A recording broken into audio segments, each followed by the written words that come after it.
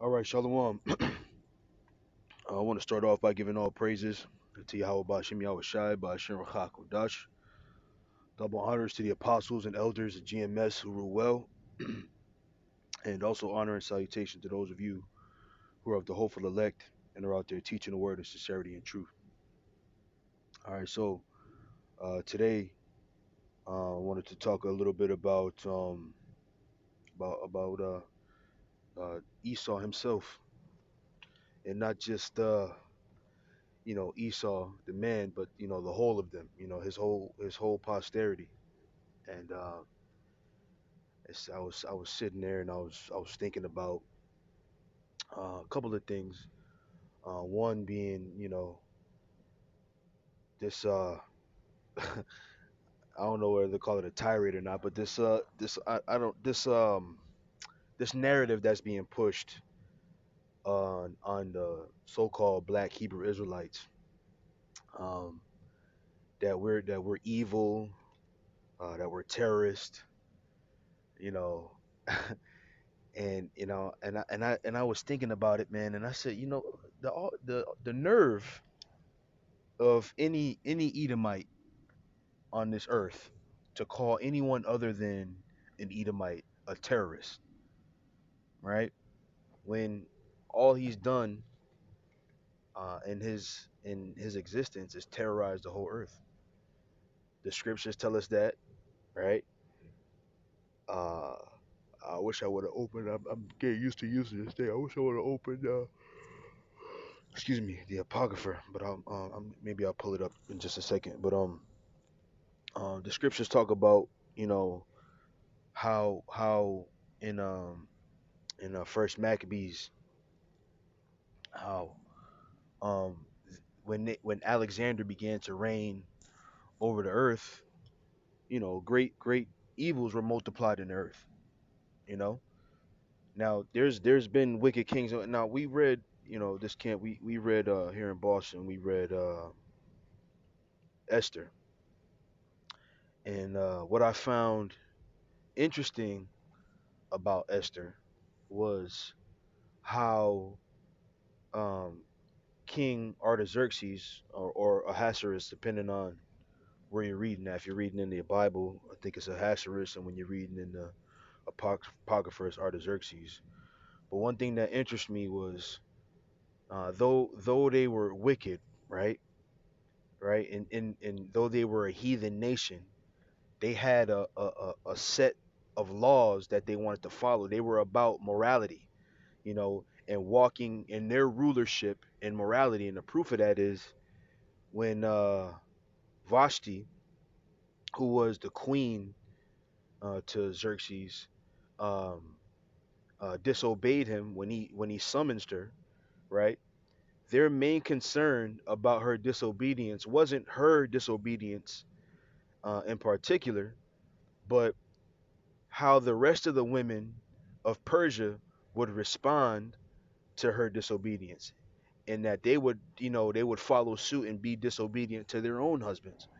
So those people, they were concerned about, you know uh, how they were perceived in the world. Whereas Esau, when they took over in power, they were just so greedy and hungry for that power that they continued to just take and take and take and take and take, and didn't care how they were perceived, right?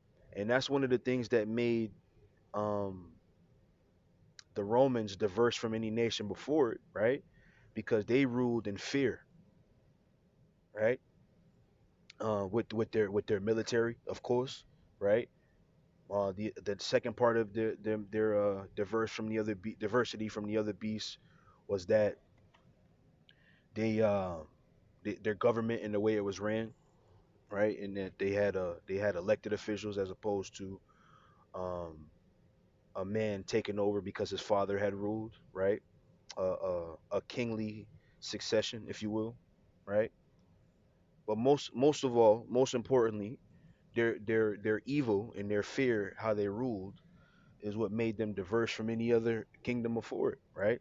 Starting with Alexander, of course. I know the scripture says, that the Romans were diverse, that kingdom and that setup was diverse. But that wickedness started with Alexander, and it continued on, man. And I was talking to um this Edomite at work, and I'm sure I've told the story before, but he said that when we were talking about how these countries around the world become third world countries, and I started the conversation. I said, what always amazes me, how the countries that have all the natural resources that we use are considered third world countries. And he was like, "Oh yeah, I never thought of that." And I said, "Yeah, like isn't that amazing? All the things that we use in our country, right? From in the countries that they come from, right? And yet we still uh, recognize them as third world countries." And he's like, they're third world countries because of corrupt government. And I kind of raised my eyebrows and I, turned my head over to the side and I said, "Huh, really?" And he's, "Oh, you're not going to try to say it was, the American government that made these countries poor." And in fact, it is. In fact, it is because that's been, as Elder Gabar has taught us, the modus operandi of these Edomites, the mo of these Edomites. They go in and they conquer land, right? And they conquer the land by terrorizing the people. So, you know, it's funny how you create a narrative of us, right? Even when you go back to, and I'm rambling a bit. I just wanted to give some background before I get into the scriptures. But even when you go into the earlier years of cinema, right, where you have where you had the original Birth of a Nation, right? They always paint this story, this narrative of our people being this wicked, monstrous animal, right? But you don't have to propagandize a story behind your wickedness. All you got to do is open up a history book. All you got to do is go to a library and look up Alexander the Great. Look up the Roman Caesars of the pagan Roman Empire, right? Look up even in modern history Andrew Jackson, George Washington, right? Abraham Lincoln, Benjamin Franklin, uh, all these people who Americans consider their founding fathers, all these people who America considers their greatest of great men, right? You look at their history, you open these history books, and you find out that they were cold-blooded murderers, man, right? Cold-blooded murderers. So we don't have to um, create a narrative of of uh of who they are because it's out there in the open. The narrative has to be created about us. The story has to be made of us that we're terrorists, we're wicked. When there's really, when you look at it, there's no evidence of it. So they even go as far as to create a false flag to paint the narrative of us. But I'm gonna show you in these articles here that he's the one who is the one who's wicked, and you don't need no narrative. All you got to do is type in Google that name, the person of that name, and some some word. All you got to do, right? So the way I found these articles, I typed in Alexander the Great, and then greed next to it, and then articles came up. I typed in Andrew Jackson and Trail of Tears, and articles came up. I typed in uh, Roman greed, and articles popped up. Right. So all you got to do is choose a Edomite rulership, right? Whether it was the Grecians all the way up to the American rulership, you can find things about Napoleon too, who was a Frank, right?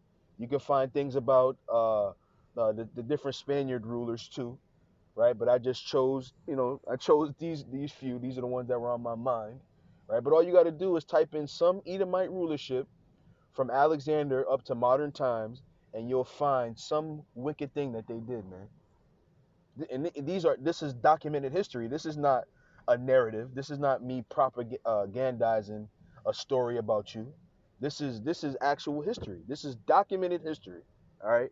But first, I want to start with Habakkuk. And forgive me for rambling so much. Hopefully, um, what I spoke were edifying words. This is Habakkuk. Matter of fact, I'll start at 4.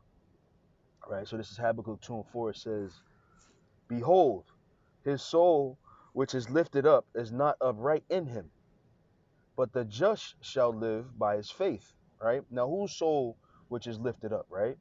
Now, as we read on, you're going to understand that this is talking about the Edomites. But let's think about it. Right.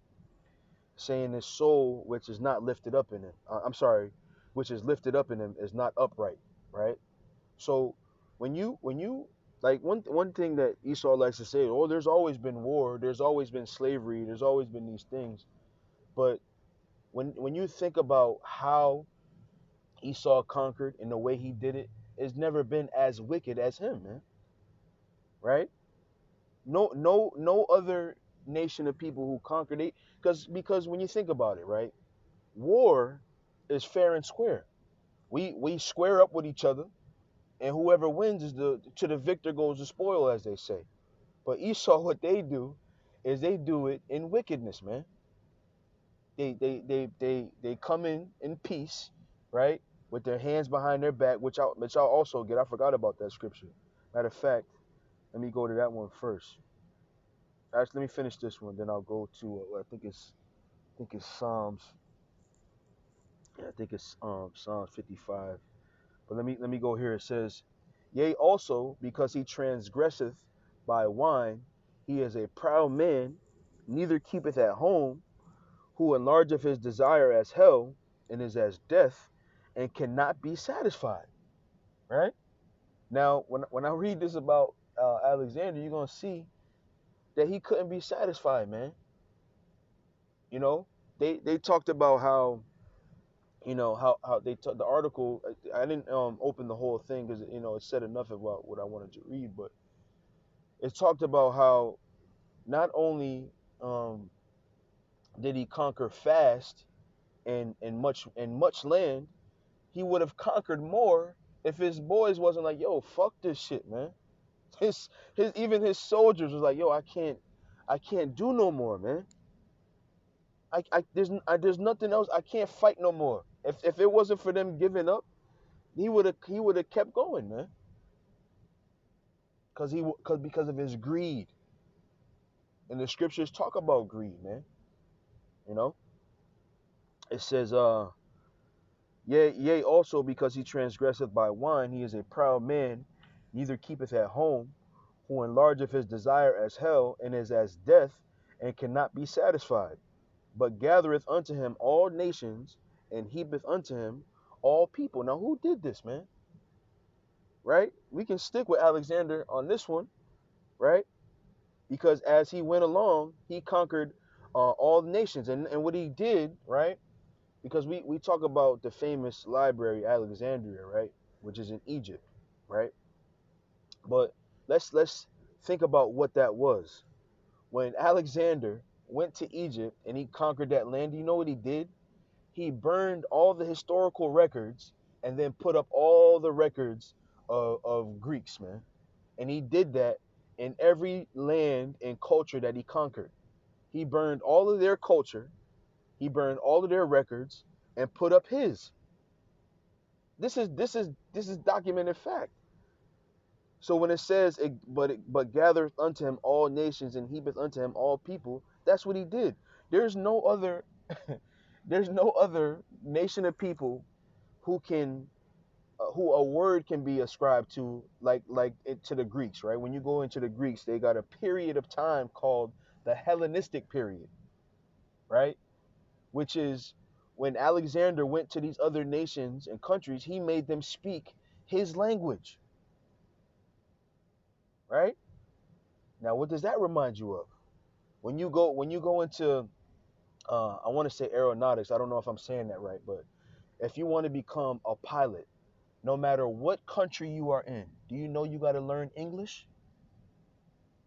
So you're gonna tell me that there's a difference between the Edomites of today and the Edomites of yesterday, they're doing the same thing. You want to be a part of that. That means that, think about that, right? That means Edomites, because English is their primary language, right? There are more Edomites, English speaking Edomites in the world than there are any other language, right? So that means that they are in control of all airspace, man. Imagine that. To become a pilot, no matter what country you live in, you got to learn English. And that's not the same as Alexander Hellenizing the earth. You see? So this is who we're talking about here. We don't have to create a narrative of you. Your history is the narrative, right? Matter of fact, let me go here. Um Thief cometh not but to steal and to kill. Is that John? Actually, I think I wrote that one down. Give me 1 second here. Yeah, John 10 and 10. Yeah, bear with me, man. I'm still getting used to this damn device here. This is John 10 and 10. It says, "The thief cometh not but for to steal and to kill and to destroy." Right? I am come that they might have life and that they might, have it more abundantly. Right? So when the thief comes, what does it say? He cometh not but for to steal and to kill. And that's what he does. That's Edomite history, man. And I've been thinking about this heavy lately. Esau doesn't have any influential history, right? No creative history, right? No groundbreaking history. The only thing groundbreaking that Edomites have done is one or two things. One, how murderous they've been, right? They've conquered the whole world by the sword, which was what their blessing was when you go back to Genesis, the 27th chapter, right? They've conquered the whole earth through their blessing the sword, being murderous, like their father Cain. For those who have ears to hear, let them hear, right? Right, and then the second thing is they've the second groundbreaking thing is they've found a way in every which way you can do it to harness the skill and creativity of the Israelite people. Those are the only two groundbreaking things. That is Edomite history. Killing and stealing. That is your imprint on this earth. And I challenge anybody. Tell me, let's we can talk about inventions, right? Tell me what you think a white man invented, and I can give you the truth behind who really invented it, right? We have a saying in the world called the real McCoy, right? which is a play on when you get something, like, let's say you got I don't know, like for instance, like a Chrysler 300, right? A Chrysler 300 got the nickname of a Bentley, of the baby Bentley, but it's not the real McCoy, right? Because the Bentley is what it is. It's its own thing, right? So that's the term we use when we want to hear about the real thing. But that was a black man who invented the McCoy, which I think, if I'm not mistaken, I had to go back into it, which was the device that train would link train cars. If I'm not mistaken, but McCoy, right, the original was a so-called black man who invented that, man, right? And that's we can go for days when it comes to inventions, right? And then you can talk about the medical field, right? The first open heart surgery was created by a so-called black person, was done by a so-called black person. Andrew, I think his name was, right? The last name, I can't remember his first name, if I'm not mistaken, or maybe his first name is Andrew. I should have. These thoughts are coming to me now, right? But when you go into Edomite history, right? When they talk about the Grecian Empire, they weren't influential in anything other than the fact that Alexander was killing shit, right? And then when Alexander died and his four generals took over, right? All they did was fight each other. Here it is, they came up together, right? They conquered the world together underneath Alexander, right? And all they could do was fight each other. When you hear about the Seleucid Ptolemaic wars, those were Edomite people fighting against each other, right? They, that's all they've ever done is kill and steal, right? And then to boot, what you're gonna see in this Alexander article when I pull it up, I think in this one, or did I read a different one? Because I read a couple today. But what you're gonna see is two Alexander had to kill two of his his generals because they were mad at him because he was starting to practice the Persian customs, right? So even in his killing, right after he done killed and conquered, he still want to do what somebody else is doing because they don't have any creativity in them. So that's their imprint on the world. We don't have to create a narrative of you. You are the wicked that the Bible talks about. You are the son of perdition. Son of perdition in two ways. One, because the Heavenly Father is going to wipe you off the earth. He's going to destroy you. And then two, you done nothing but destroy things, man. We don't have to create a narrative. Okay? So let me go back. Um, this is verse 6 in Habakkuk 2.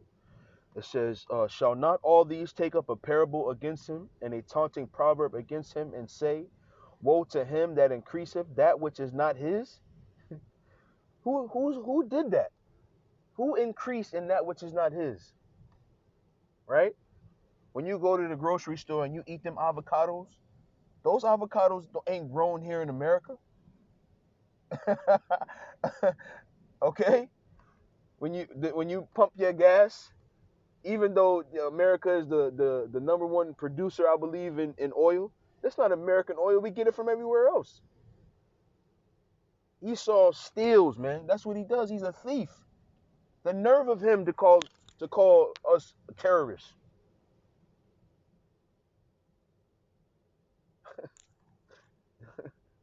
All right, let me keep going. It says, woe to him that increaseth that which is not his. How long? And to him that ladeth himself with thick clay. Right now, matter of fact, I'll do it instead of talking shit. Let me go in here. When you go into this term, ladeth himself with thick clay, right? So says weight of pledges, heavy debts, right? Now let's talk about it, right? Now, how does America run its financial system? By debt, right? By credit, right? Isn't America in trillions of dollars worth of debt, right? Aren't like let's think about it, right? You can if you have A1 credit, you can buy anything in this world if you got A1 credit, right? But let's think how is credit established? Credit is established for how well you pay back debt. How good you are at paying back your debt. That's how this place is run. So when you hear it say, how long it says woe unto him that increaseth that which is not his, how long into him that ladeth himself with thick clay, talking about that debt. Who is that talking about, man? This is a debt-based society. Matter of fact, when I was learning about finances in high school, even the teacher had to say like we base our banks are based in debt. That's how banks make money. They like you put your money in a bank, right? And then they charge you for holding your money in the bank, right? But then they take your money and they loan it out to other people with interest. So they make money off of somebody else owing them. And really they owe you for you putting your money in their establishment. So it's all a circle of debt, man. This is their history. Okay? Keep going. Close this.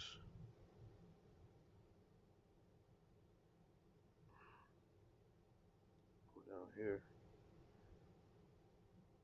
Okay, it says verse 7.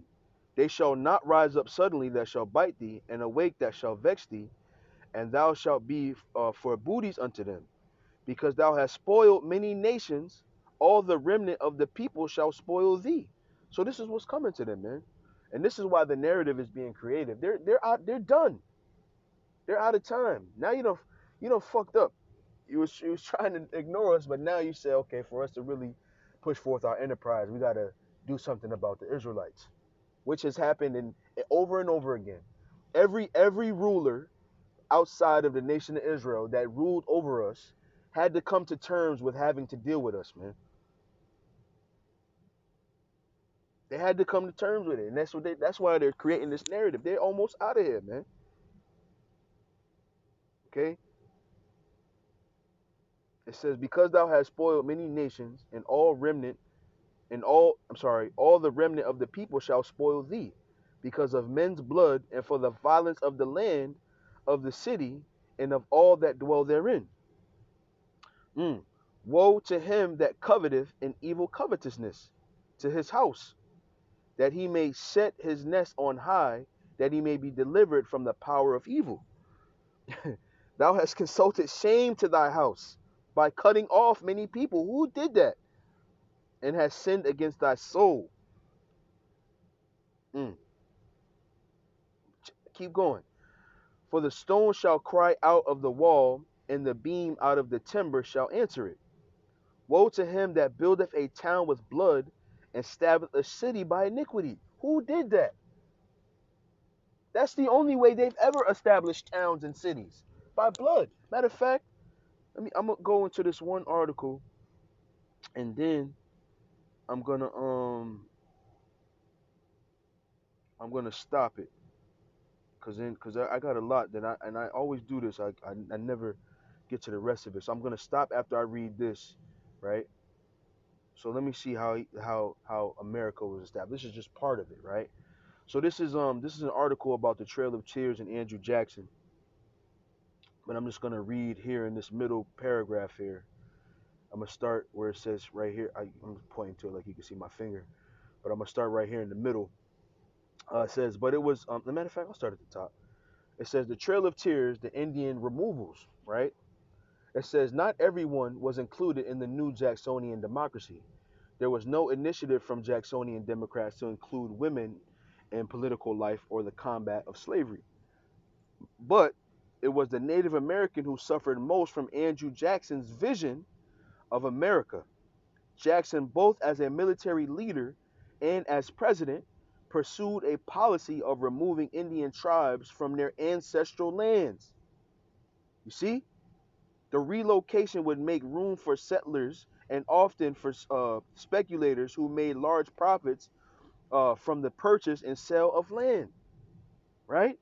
So when you go here and it says, woe to him that coveteth an evil covetousness to his house, that he may set his nest on high, that he may be delivered from the power of evil. That thou hast consulted shame to thy house by cutting off many people, and hast sinned against thy soul. Woe, let me jump to 12. Woe to him that buildeth a town with blood, and establish a city by iniquity. How did he do that? And the Trail of Tears is just one piece of it, man. Those when you watch those old movies about cowboys and Indians, that was all about the massacre that the Americans were putting forth on the North American Indians, man. The tribe of Gad. We don't have to create no narrative for you. All we got to do is read history to see what kind of person you are.